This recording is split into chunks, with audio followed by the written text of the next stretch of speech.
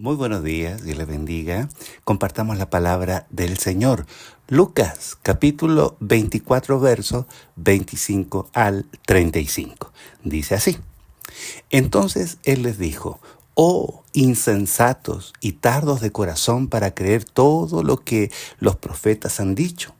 ¿No era necesario que el Cristo padeciera estas cosas y que entrara en su gloria? Y comenzando desde Moisés y siguiendo por todos los profetas, les declaraba en todas las escrituras lo que de él decían. Llegaron a la aldea a donde iban y él hizo como que iba más lejos. Mas ellos le obligaron a quedarse, diciendo, quédate con nosotros, porque se hace tarde y el día ya ha declinado. Entró pues a quedarse con ellos, y aconteció que estando sentado con ellos a la mesa, tomó el pan y lo bendijo y lo partió y les dio. Entonces les fueron abiertos los ojos y le reconocieron, mas él se desapareció de su vista. Y se decían el uno al otro, ¿no ardía nuestro corazón en nosotros mientras nos hablaba en el camino y cuando nos abría las escrituras? Y levantándose en la misma hora volvieron a Jerusalén y hallaron a los 11 reunidos y a los que estaban con ellos y que decían, ha resucitado el Señor verdaderamente y ha aparecido a Simón. Entonces ellos contaron las cosas que le habían acontecido en el camino y cómo le había reconocido al partir el pan. Amén. Vamos a pedirle al Señor ayuda, ¿verdad? Que abra nuestro corazón, nuestra mente, que prepare todo nuestro ser para recibir esa palabra de vida esta mañana. Oramos al Señor. Padre, muchas gracias. Te damos gracias porque es una hermosa oportunidad estar juntos en la mesa del gran Rey para recibir el maná del cielo, ese pan de vida que bendice y renueva nuestro corazón. Te pedimos que hables a nuestra vida, que abras nuestro entendimiento y que uses mi vida para gloria tuya en el nombre de Jesús. Amén y amén. Amén. Revelación que transforma es el nombre de la charla de esta mañana. Revelación que transforma. Bueno, tenemos acá unos discípulos desconocidos que se encuentran con el Señor camino a Emaús, ¿cierto? No eran del círculo de los 12 discípulos que usted conoce, Pedro, Juan, Jacobo, Santiago, etc. Sino que estos eran otros discípulos aparte, ¿sí? Bueno, y esto ocurrió el domingo de resurrección. Estos discípulos viajaron de Emaús, a Emaús digo, desde Jerusalén, ¿sí? Muy probablemente porque habían ido todo el mundo fue esa Pascua a Jerusalén, había gran expectación por el Maestro, ¿verdad? Y todo lo que ocurrió en torno a él en esos días, su arresto, su muerte y resurrección, ¿sí? Y muy probablemente venían de celebrar la Pascua. Y de pronto aparece Jesús caminando con ellos. El punto es que ellos no supieron reconocerle de inmediato, ¿sí? No le pudieron ver o no pudieron reconocer que él era el que estaba con ellos. O sea, el tema de ese domingo de todo mundo allí era en Jerusalén, ¿verdad? Y en todo Israel, la muerte y la resurrección de Jesús. Algunos decían que habían tomado el cuerpo, se lo habían llevado, ¿verdad? Y otros sabían y creían que él había resucitado y era el tema de todo mundo allí en ese lugar. De hecho, ellos venían hablando estas cosas, dice también Lucas en los versos anteriores, porque era el tema de todo mundo, ¿sí? Pero aún así, estando con ese tema tan vigente, ¿no? Y el mismísimo Señor apareciendo al lado de ellos, no le pudieron ver, ¿sí? Bueno, qué triste cuando un discípulo tan cercano, amado, porque se les reconoce acá como discípulos del Señor, no eran oyentes, simpatizantes o resto de amigos o religiosos del tiempo, sino que eran, ¿qué cosa? pues discípulos del Señor. Y qué triste cuando un discípulo no puede ver a Jesús, aún estando al lado, ¿verdad? Oye, tremendo. Se necesita, parece, una revelación especial para reconocerle. ¿Sí? Y de eso vamos a hablar un poco esta mañana. Quizás ese desconocimiento, ¿verdad?, fue atribuible a la emoción del momento. Como cuando Pedro estaba en la cárcel y toda la iglesia hacía oración por él y el Señor lo libera de la cárcel y va al lugar donde estaban congregados orando: Padre, abre esas cadenas, Señor, libera a tu hijo. Y cuando llega Pedro, libre, ¿cierto?, de toda cadena, toca la puerta y una chica, Rode, abre y dice que de gozo no abrió la puerta, le vuelve a cerrar allí, ¿cierto? Y entonces la emoción impidió que pudieran recibirle, abrir la puerta, estar con él, ¿sí? Bueno, a veces también la emoción no nos deja ver a Jesús. Creo que todo lo concerniente, ¿verdad?, al sentir, cuestión que está tan sobrevalorada en este tiempo, ¿sí? Todo lo concerniente a la emoción, a la experiencia y al sentimiento de pronto no permite ver realmente a Cristo en nuestra vida, ¿sí? La emoción viene a ser entonces un elemento más de los tantos otros que nos distraen la atención de Jesús.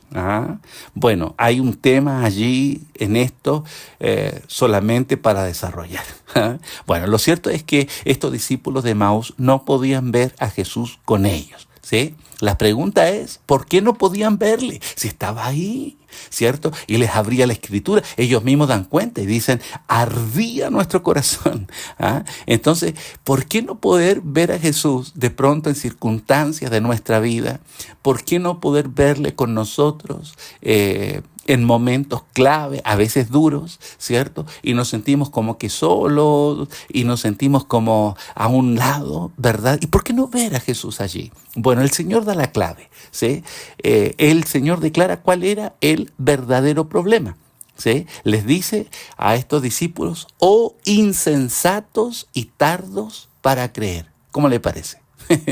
Buena descripción, ¿no?, de estos hombres. Pero mira, acá está la clave por la que ellos no podían ver a Jesús. Les dice: insensatos y tardos para creer, ¿sí? Insensato no es una palabra muy común hoy día, por lo menos en nuestra cultura. No es que uno diga a alguien: oh, me parece que eres un poco insensato. No es una palabra actual, parece que es una palabra bastante antigua, ¿sí? Y la primera relación que uno hace con esta palabra insensato es necio, tonto, ¿cierto? O que no puede entender, ¿cierto? Insensato. Pero el sentido bíblico es mucho más allá de eso, ¿sí? Y es bueno poder entenderlo porque fue la forma en la que muchos perdieron la revelación transformadora de Cristo, que es nuestro tema hoy día, ¿sí? Entonces, ¿cómo perdieron estos discípulos y muchos otros esta revelación que transforma el corazón? Por la insensatez y ser tardos para creer, ¿sí? Entonces, ¿por qué? Vuelvo y repito. ¿Por qué estos discípulos, ¿sí?, no tuvieron la revelación de Jesús estando con él? Porque eran, ¿qué cosa? Insensatos y tardos para creer. Bueno, Mateo 17, también el Señor declara que la insensatez fue lo que impidió que los religiosos conocieran la verdad, ¿cierto? Y les dice abiertamente, usted léalo luego en casa, ¿cierto? La insensatez fue lo que impidió que los fariseos, los escribas, los saduceos pudieran ver y reconocer en Cristo el Mesías, ¿sí? Y en Gálatas 3, Pablo le dice a una iglesia que ya estaba formada, ¿cierto? Le dice que eran Gálatas insensatos. ¿Sí? Y bueno, fue lo que hizo que los Gálatas no pudieran, ¿cierto?, obedecer a la verdad. ¿Quién los engañó para no obedecer? Dice Pablo en Gálatas capítulo 3, también léalo usted en casa, ¿cierto? Y les llama insensatos, ¿sí? Bueno, la insensatez, según la Biblia, está relacionada con un desprecio a la palabra y a la autoridad de Cristo. Déjeme repetir otra vez. ¿sí? La insensatez para nosotros, en nuestra cultura, palabra que ya no se usa, pero tiene que ver con ser necio, tonto, ¿verdad? O tardo para entender, decía. Pero en la Biblia no. En la Biblia la insensatez está relacionada con el desprecio, ¿sí? Un desprecio consciente, un desprecio voluntario a la palabra de Dios y a la autoridad de Cristo, ¿cierto? Anteponiendo su propia verdad, su propia lógica o su propia razón, ¿sí? Entonces en la Biblia la insensatez es, ¿cierto?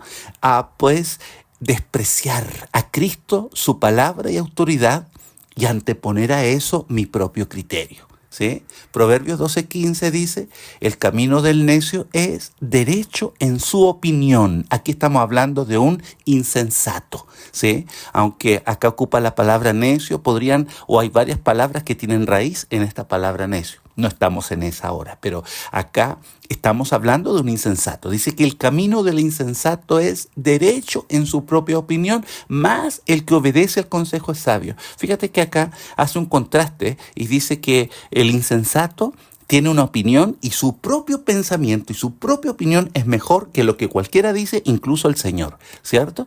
Pero dice, el sabio obedece.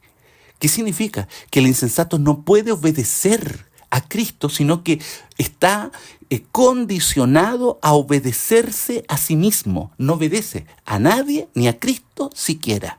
¡Wow! ¿Cómo le parece? Tremendo. ¿Sí? Entonces el necio prefiere su propia opinión, su propia verdad, ¿cierto? Ahora, mira, recapitulemos. Los fariseos preferían su propia interpretación de la ley, aún viendo a Cristo, ¿cierto? El cumplimiento de la ley frente a sus ojos, ellos preferían su propia interpretación, su propio pensamiento. Los gálatas preferían su cultura que lo que la palabra les enseñaba, insensatos, ¿cierto? Y los discípulos de Maús preferían su pensamiento. ¿Cuál pensamiento? ¿Sí? Habiéndole dicho Jesús, porque eran discípulos, es importante esa palabra, habiéndoles dicho Jesús que iba a morir y resucitar al tercer día en varias ocasiones, su opinión personal fue más grande que la palabra de su Señor. Y ellos dijeron en su mente, ¿cierto? Pues murió, qué pena, qué triste, y entonces devolvámonos de acá porque aquí está la cosa color de hormiga, ¿sí? Tremendo, ¿no? Entonces, la insensatez es preferir tu propia idea, preferir tu propia visión, preferir tu propia palabra por sobre la de cualquiera, incluido Cristo, ¿sí? Ese desprecio a la palabra, a la voluntad o a la autoridad de Dios hace que nuestro corazón quede en una suerte como de nebulosa espiritual en la que no hay luz ni revelación. Déjame repetirte esta verdad, ¿sí? El despreciar la palabra del Señor, despreciar su voluntad, lo que Él quiere para ti, y despreciar su autoridad, hace que inmediatamente nuestro corazón quede en una suerte como de nebulosa, o sea, como que nublado y no puede ver, no puede entender, ¿sí? A Cristo. Por eso los discípulos no podían ver a Cristo estando caminando con ellos, amados. ¿Sí? No pudieron verlo, no puede tener revelación porque su mente está nublada, ¿sí? Pero todavía más, mira, Jesús apedilló, ¿sí? Está bien de poner apellido. Apedilló la insensatez con lo siguiente, tardos para creer. ¿Ah? O sea, eran insensatos y tardos para creer. ¿Ah? Se le hace muy complejo a una persona que está nublada, ¿sí? Que ha preferido su propio pensamiento, ya no puede vivir por fe. Está condicionada o destinada a vivir solamente, destinada no en el sentido de que, sí me entiende, ¿verdad? Está condicionada mejor, usemos esa palabra, ¿verdad? A vivir por vista, a vivir por lógica, está destinada a angustiarse cuando ve el conflicto, no puede hacer otra cosa porque la fe no se puede reproducir en su vida, la fe tarda hasta que venga luz. ¡Wow! ¡Qué tremendo! Tardos para oír. Entonces, la revelación requiere quebrantar primero nuestra insensatez. O sea que para que haya revelación, ¿sí? El Señor tiene que quebrantar y yo tengo que quebrantar mi insensatez. Ahora, amados, todos traemos de fábrica algo de insensatez. Unos un poquito más, otros un poquito menos. ¿Ah? Pero todos traemos de fábrica, ¿sí? Un poquito de insensatez, esa cosa de escucharme a mí primero. Esa cosa de validar mi propio pensamiento por sobre el de otro, incluido por sobre el del Señor. Todos traemos algo de eso, ¿sí? Y es el grande tope, es el gran freno que impide la revelación. ¿Ah? Y hay una sola forma en la que Jesús hace esto de quebrantar, la insensatez. ¿Sabe cómo? Confrontándote. ¿Sí? La confrontación es esa palabra que remece el corazón, ¿sí? Pero es garantía de que el Señor va a sacudir tu interior, ¿sí? Y ahí entonces tengo la posibilidad de quebrantar la insensatez, ¿sí? Pero es la única forma. No hay otra manera. ¿Sí? O sea, que cuando uno está ensimismado, no es que esto es, no es que esto pasó, no es que esto es lo que yo creo, no es que esto es así, no es que la palabra no sé qué. Cuando uno se encierra en razones personales, no importando lo que Dios dice o su autoridad, ¿cierto? La autoridad de Cristo, entonces uno queda atrapado, ¿cierto? En ese mundo, y solo la confrontación puede apartarte de allí. Por eso el Señor, ¿qué hizo con los fariseos? Los confrontó, pues. ¿Qué hizo Pablo con los gálatas? Los confronta. ¿Y qué hizo Jesús con los discípulos de Emaús? Los confrontó. Gálatas insensatos, fariseos insensatos, discípulos insensatos. Y ellos dijeron, oh, tremendo, le duele a uno, ¿cierto? O sea, que alguien te diga insensato es como que un dolor, ¿o qué? ¿Sí? Cuando alguien te dice, y que Dios te diga, peor, ¿verdad? Bueno, hoy deseo que entienda que es tan importante la revelación de Cristo, porque es la única forma de transformar nuestra vida, ¿sí?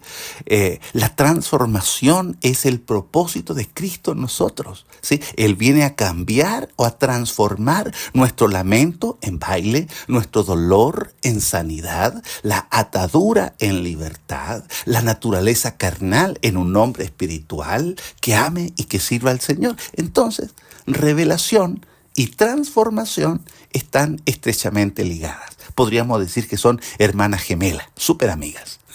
No puede estar una sin la otra. O sea, donde hay revelación, hay transformación. Y donde no hay revelación, no hay transformación. ¿Sí? ¡Wow! ¡Qué tremendo! La revelación genuina entonces puede transformar al más vil pecador, no importa cuál sea su carga, no importa cuál sea su tentación, no importa cuál sea su conflicto, no importa cuál sea su pecado, no importa nada. ¿Sí? Si logra la revelación de Cristo, Dios va a transformar su vida. Este Pablo era un grande, ¿cierto? De eso, de aquellos que hay que tener cuidado. Pero hay muchos más así en la palabra, que fueron transformados en hombres dulces, tiernos, amorosos, llenos de vida, llenos de gracia, llenos de amor. ¿Por qué? Porque fueron transformados por el poder de Cristo. ¿Sí? Y entonces, ¿por qué o cómo fueron transformados? Porque tuvieron revelación del Señor. Ahora el concepto, transformación a muchos asusta, así como que me van a cambiar por otro, en un momento me tocan y esto es que me voy para otro lado y soy otra persona. Y mucha gente no quiere, porque mucha gente ama ser como es. ¿Sí? Pero mira, quiero que entienda el concepto transformación, ¿sí? En nuestra cultura, ¿cierto? En el mundo, en lo humano, se entiende transformación como dar otra forma, transformar, dar otra forma. Pero en la Biblia lo encontramos con otro concepto, ¿sí? En el griego es metanoia, ¿sí? El origen es griego y es una palabra compuesta. Meta es más allá y noia es mente, es decir, más allá de tu mente, más allá de tu pensar. Es algo que tú no esperas, es algo que tú no sueñas. Metanoia es una transformación, es hacer algo que va mucho más allá de ti. Es un cambio por algo distinto, por algo nuevo. ¿Sí? ¡Wow! ¡Qué tremendo! 2 Corintios 3:18 dice así: por tanto, nosotros todos, mirando a cara descubierta como en un espejo la gloria del Señor, somos, ¿qué cosa? Transformados de gloria en gloria, escucha esto, en la misma imagen, anótate, misma imagen, como el Espíritu del Señor. Romanos 8:29 dice: porque los que antes conoció, también los predestinó para que fueran hechos conforme a la imagen de su Hijo. Anótate grande, a la imagen de su Hijo. Entiende esto. La revelación de Cristo produce una transformación, algo que va más allá de tu comprensión, de tu fuerza, de tu mente, va más allá de ti, ¿sí? Un cambio completamente radical, opuesto completamente a lo que yo era, ¿sí? Y entonces, ¿en qué me transformo? En la imagen de su Hijo. ¿Sí? ¡Wow! Entonces, cuando viene revelación de Cristo, comienza a reproducirse en mi vida el carácter de Jesús. Y la imagen del Señor comienza a mostrarse o manifestarse en tu vida de una manera progresiva, pero comienza a reproducir un carácter dulce. Oye, yo vi a esta persona, era bastante dura, ¿eh? Pero ahora, ¿qué pasó? Tiene un corazón tierno. ¿Sí? Oye, yo vi a esta persona, qué pesado, qué pesada que era, pero ahora tiene un carácter lleno de amor. ¿Sí? Esta persona tan limitada y ahora un poder que tiene para hacer todo. ¿Por qué?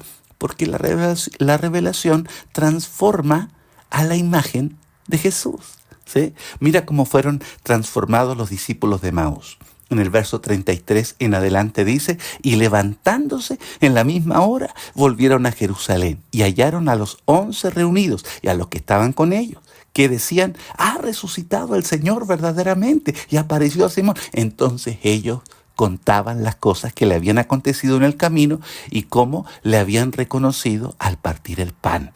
Quiero que vea en esta historia cómo la revelación transformó estos discípulos NN, o sea, no eran del equipo de 12, pero eran discípulos de Jesús que no tenían revelación. ¿Cómo fueron transformados? Mira, número 1, se levantaron. ¿Qué significa? Que ya no estuvieron quietos, ¿verdad? Que ya su corazón se levantó, fue otra su visión, fue otra su mirada, ya no estaban en el dolor de que murió el maestro, se levantó. Luego fueron a Jerusalén. Nadie quería estar en Jerusalén, amados. O sea, Jerusalén era el peor lugar para estar en ese momento, porque ahí estaba, ardiendo Troya. Era un lugar muy peligroso para un discípulo en ese tiempo, y de hecho pienso que por esta razón los discípulos de Emaús, o sea, los discípulos que iban camino a Emaús, estaban arrancando de ahí. ¿Ah? Pero ¿qué pasó? Dice que al instante se levantaron, dice, y fueron de nuevo a Jerusalén. Pero si ellos estaban saliendo de Jerusalén, ¿qué pasó? Se devolvieron a Jerusalén. ¿Ah? Hubo una transformación, un cambio ahí. ¿Qué pasó con el miedo? ¿Qué pasó con el temor? ¿Sí? ¿Qué pasó con la visión que ellos tenían de que no, aquí no está, mejor vamos a predicar en Emaús? En Emaús hay mucha gente que está lista para escuchar el mensaje, aquí hay mucho cristiano. ¿Ah? Se devolvieron. O sea que transforma y te lleva al lugar donde tienes que estar, haciendo lo que tienes que hacer. ¿Sí? Esa es transformación. Y lo último dice que contaron todo lo que vieron, o sea que ya no te callas más. Pero no es que no te calles para contar chismes, ¿cierto? Para contar cosas. No. Tu corazón comienza a latir tan rápido y tu boca solo habla las bondades del Señor, lo que Dios hizo contigo, cómo el Señor te reconoce, te ama, te cuida, te bendice, y cómo Él también puede hacer lo mismo contigo. Y la boca no puede parar de confesar la grandeza del Señor. ¿Cómo te parece la transformación? ¿Alguien aquí necesita ser transformado? ¿Alguien aquí va camino de Emaús? Ajá. Este es el tiempo, amado. Este es el tiempo, ¿sí? De buscar una revelación que transforme. A lo mejor algo de insensatez quedaba en nuestra vida, pero hoy el Señor quiere arrancar eso. ¿Sí? Dios no tiene problema con los discípulos insensatos. ¿Sí? Dios tiene problema que cuando te confronta, no quieras apartar la insensatez de tu corazón. Y hoy es el tiempo para ser humildes. ¿Sí? No digas, ¡ay, qué duro! ¡Ay, qué fuerte! No, di, Señor, ayúdame. tengamos una actitud humilde con esta palabra que en apariencia es fuerte, pero es muy tierna, porque es un Dios que nos llama para poner su imagen en nosotros, para revelarnos su gracia y gloria en nuestra vida, para que Cristo se vea en nosotros. Oramos al Señor. Padre, gracias. Gracias por esta palabra. Yo sé que tu Espíritu Santo está hablando bien profundo en nuestra vida. Yo sé que tú estás aquí y quieres abrir nuestros ojos y quieres llevarnos a una revelación transformadora para poder mirar más allá, para poder ver lo que tú quieres. Generalmente estamos ensimismados en nuestro metro cuadrado, viendo nuestra realidad, sufriéndola. Pero hoy tú quieres transformar, tú quieres remecer, tú quieres remover todo nuestro interior y mostrarnos a Cristo, el autor y consumador, el Rey, Señor de la vida y de la muerte, el único Rey.